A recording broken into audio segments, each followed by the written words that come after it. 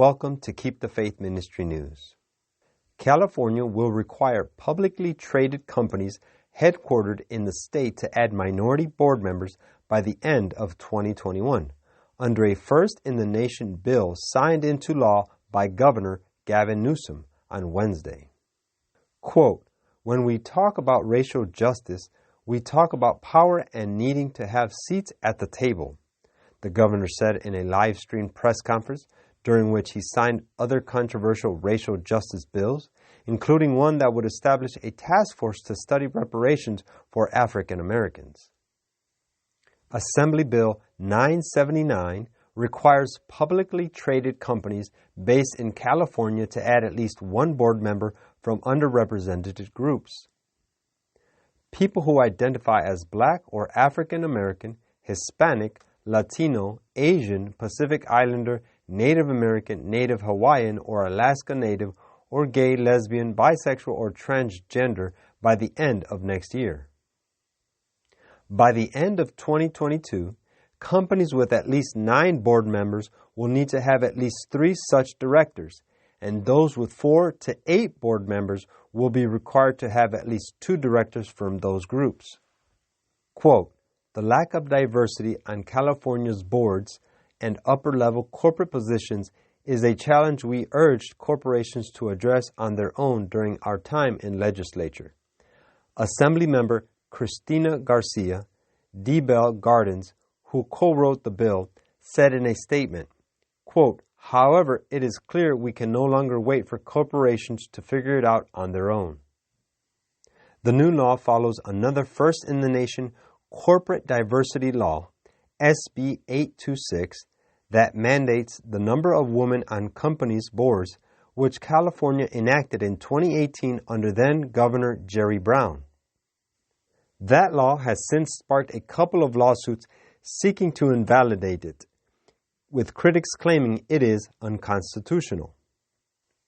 Quote, "Ending discrimination is a worthy objective," said Anastasia Bowden, an attorney for Pacific Legal Foundation, which has a lawsuit pending against SB 826. Unfortunately, AB 979 is a pernicious and unconstitutional way of achieving it. The government should treat people as individuals, not according to their immutable characteristics. Stephanie Creary, an assistant professor of management at Wharton Business School, who has published research on diversity in business, called the law, quote, "extremely progressive," and said, "This is a quota, no disagreement about what this is. We already know there will be lawsuits." However, businesses have expressed their support for the law, including the Silicon Valley Leadership Group, which represents more than 350 companies in tech and other industries. Quote, "The reality is, the people whose job it is to interpret the law who say, never pay attention to someone's demographic traits, they're enabling continued discrimination against women and people of color," Creary said. On boards, it is especially egregious because they are often a reflection of a CEO's personal network. She also said the law is a huge win for the LGBTQ community, which is rarely included in diversity efforts.